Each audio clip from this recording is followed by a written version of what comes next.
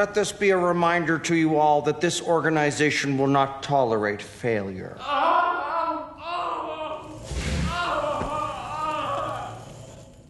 Gentlemen, let's get down to business.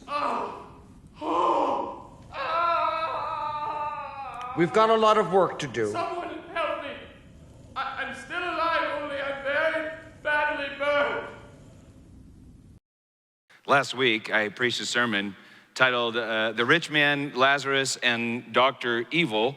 And we watched that clip, or we watched the whole thing, and I read the story of the rich man and Lazarus, and then I addressed an elephant in the room. I said the elephant is a question, and this is the question. Is God Dr. Evil? And by that I meant, does he torture some people endlessly in flames while enjoying an endless banquet of love with others?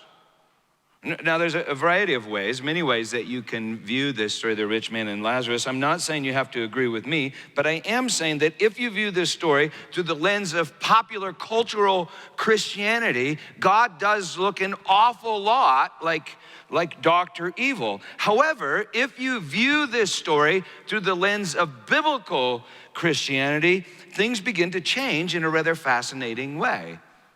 And so last time we noted these things, that Jesus was speaking, number one, to the Pharisees, the proud men of Judah who justified themselves. Secondly, the rich man is at least Judah, Abraham's great-grandson, who had the purple, the linen, the law, and the prophets, and 5 brothers.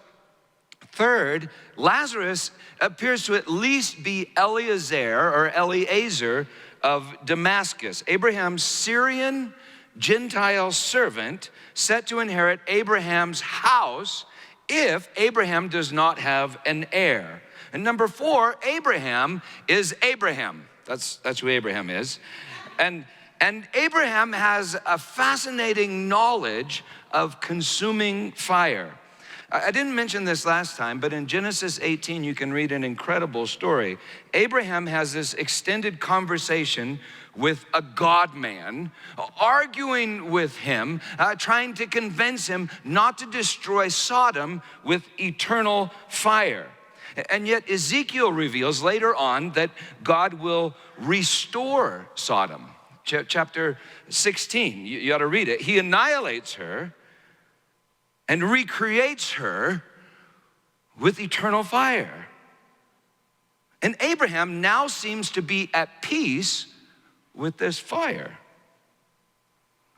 Number 5, this flame in Hades must be the Shalhabet Yah, the very flame of the Lord, the manifestation of God, and God is love.